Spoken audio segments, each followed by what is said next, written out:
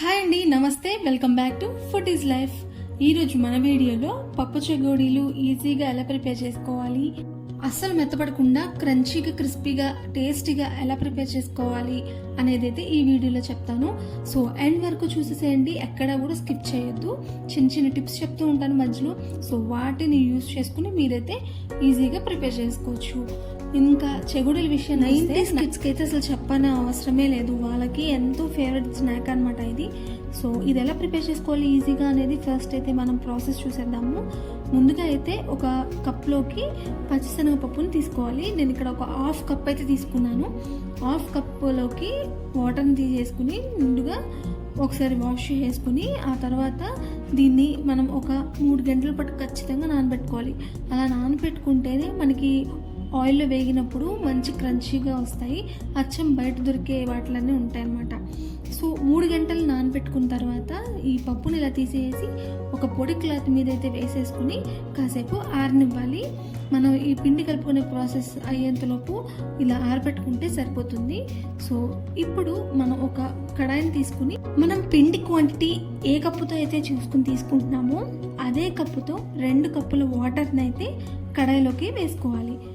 కడాయిలోకి వేసుకున్న తర్వాత వాటర్ని ఇందులోకి చూసుకుని టేస్ట్కి సరిపడినంత ఉప్పు అలాగే కారం ఒక చెంచా వరకు వేసుకోవాలి. మీరు కారం ఎక్కువ తింటున్నట్లయితే కొంచెం ఎక్కువ వేసుకున్నా కానీ పర్లేదు. అలాగే ఈ 2 వేసేసుకున్న తర్వాత మనం ఇందులోకి కొద్దిగా వాము కానీ లేదు అంటే జీలకర్ర కానీ వేసుకోవాలి. ఆ తర్వాత ఇందులోకి ఒక హాఫ్ స్పూన్ వరకు పసుపు అలాగే 1 స్పూను నెయ్యి 1 స్పూను ఆయిల్ వేసుకున్నాను. ఆ తర్వాత ఇందులోకి కలర్ కోసం కొంచెం ఫుడ్ కలర్ని అయితే యూజ్ చేసుకున్నాను. మీకు కలర్ వద్దు అనుకుంటే మాత్రం అది స్కిప్ చేసేయచ్చు. లేదు బయట దొరికేలాగే ఉండాలి అంటే కలర్ అయితే కంపల్సరీ వేసుకోవాలి.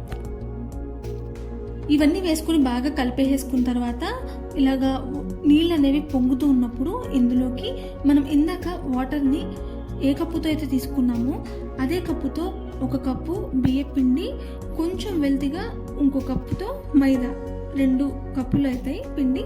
సో వీటిని వేసుకోవాలి. ఇక్కడ 2 కప్పులు పిండిని తీసుకున్నాము. 1 కప్పు బియ్యం పిండి, ఇంకో కప్పు ఏమో మైదా. సో మైదా కొంచెం తగ్గించి తీసుకోండి. సో వాటర్లో అంతా కూడా బాగా మిక్స్ చేసుకోవాలి ఈ పిండిని. మనం బియ్య పిండిని తడి పిండిని తీసుకోకుండా పొడి పిండినే తీసుకోవాలి. సో ఇలా మొత్తం కలిపేసుకున్నాం కదా. ఇప్పుడు దీన్ని మనం ఒక ప్లేట్లోకి అయితే ట్రాన్స్ఫర్ చేసుకుందాం. ఇందాక నేను వాటర్లోకి నెయ్యి అలాగే నూనె వేసుకున్నాను కదా. మీరు ఆ ప్లేస్లో మొత్తం నెయ్యి కానీ లేదు అంటే బటర్ కానీ వేసుకోవచ్చు. క్వాంటిటీ అయితే 2 స్పూన్లే వేసుకోండి. ఎక్కువ వేసుకున్నారంటే నూనెలో వేయగానే మనకి చెగోడి అయితే విరిగిపోతుంది. సో చూసుకుని బటర్ కానీ గీ కానీ ఏదైనా కానీ 2 స్పూన్లే వేసుకోండి. ఇప్పుడు పిండిని బాగా కలిపేసుకున్నాం కదా, చూస్తున్నారు కదా ఇలాగా మంచిగా కలిసిపోయింది పిండి మొత్తము. సో ఇప్పుడు మనం ఇందులోంచి కొంచెం పోర్షన్ అయితే తీసుకుంటున్నాము. ఇలా తీసుకుని ఇలా వీడియోలో నేను చూపిస్తున్నట్లుగా ఇలా స్ప్రెడ్ చేసుకోవాలి. మరీ సన్నగా కాకుండా అలాగే మరీ లావుగా కాకుండా చూసుకుని ఇలాగా స్ప్రెడ్ చేసుకోండి. మనకి చెగోడీలు ఏ సైజులో ఉంటాయో మనకి తెలుసు కదా. సో ఆ సైజులో చూసుకొని లేదు అంటే నేను ఇక్కడ వీడియోలో చూపిస్తున్నాను కదా, ఇలా అయినా చూసుకుని ఫస్ట్ అయితే స్ప్రెడ్ చేసేసుకుని ఇలాగా 2 ముక్కలుగా అయితే కట్ చేసేసుకోవాలి. ఇప్పుడు మనం 3 గంటల పాటు నానబెట్టి అలాగే తర్వాత ఆరబెట్టుకున్న పచ్చిశనగపప్పుని అయితే ఇలా ముందు స్ప్రెడ్ చేసేసుకుని ఆ పైన మన ఈ పిండితో ఇలాగ నేను చూపిస్తున్నట్టు రోల్ చేసేసుకుని పప్పు మొత్తం కూడా దానికి పట్టేటట్టు రోల్ చేసుకోవాలి. ఇలా రోల్ చేసుకున్న తర్వాత ఈ 2 ఎడ్జెస్ని కూడా ఇలాగా పిండిని కలిపేసుకుంటే మనకి చెగోడి షేప్ అయితే వచ్చేస్తుంది. సో మనకైతే చెగోడీలు అయితే రెడీ అయిపోయినట్టే, వేసుకోవడానికి ప్రిపేర్ చేసుకున్నట్టే. సో ఇలా ప్రిపేర్ చేసుకున్న చెగోడీలన్నీ తీసుకుని మనం ఒక ప్లేట్లో అయితే పెట్టుకోవాలి. ఇక్కడ నేను మిగిలిన పిండిని కూడా ఇలా ప్రిపేర్ చేసుకుంటున్నాను చెగోడీలాగా. ఎందుకంటే అన్నీ కూడా ఒకేసారి వేయించేసుకోవడానికి ఈజీగా ఉంటుంది. సో అందుకని అంతా పిండిని కూడా మనం ఫస్ట్ అయితే చెగోడీలాగా ప్రిపేర్ చేసేసుకోవాలి. ఇందాక ప్రాసెస్ లాగానే ఎక్కువ లావుగా కాకుండా సన్నగా కాకుండా మనం ప్రిపేర్ చేసుకుందాం చెగోడీలు. అన్నీ కూడా ప్రిపేర్ అయిపోయిన తర్వాత ఇలాగా మనకి బాగా హై ఫ్లేమ్లో పెట్టుకుని ఫస్ట్ ఆయిల్ని అయితే బాగా హీట్ చేసుకోవాలి. అలా హీట్ చేసుకున్న ఆయిల్లోకి మనం ప్రిపేర్ చేసుకున్న చెగోడీలు ఒక్కొక్కటిగా వేసుకోవాలి. వేసుకున్న తర్వాత మాత్రం స్టవ్ని లో ఫ్లేమ్లో పెట్టుకుని ఒక 10 నిమిషాల పాటు ఫస్ట్ అయితే వేయించుకోవాలి.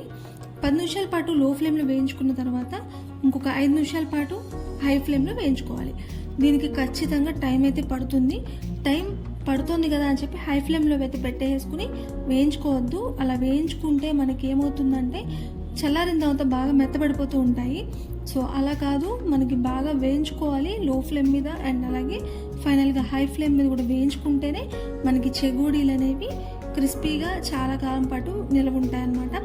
లేదు అంటే మెత్తబడిపోతాయి, సో బాగోవు. ఖచ్చితంగా 15 నిమిషాల పాటు మనకి చెగోడీలు అటు ఇటు తిప్పుకుంటూ ఖచ్చితంగా వేయించుకోవాలి. చాలా మందికి చెగోడీలు నూనెలో వేయగానే విరిగిపోతూ ఉంటాయి. దానికి కారణం ఏంటి అంటే ఇందాక వాటర్లో మనం ఆయిల్ అలాగే నెయ్యి వేసుకున్నాం కదా, సో అవి ఎక్కువైతే ఖచ్చితంగా మనకి ఆయిల్లో వేయగానే చెగోడీ అనేది విరిగిపోతుంది. సో అందుకోసమే నేను 2 కప్పులకి 2 స్పూన్లు అని చెప్పాను. సో ఆ ప్రకారమే మీరు కూడా వేసుకోండి. దీన్ని మనం మొత్తం బియ్యం పిండితో కూడా చేసుకోవచ్చు. అది ఎలా అనేది నేను ఇంకో వీడియోలో చూపిస్తాను అనమాట.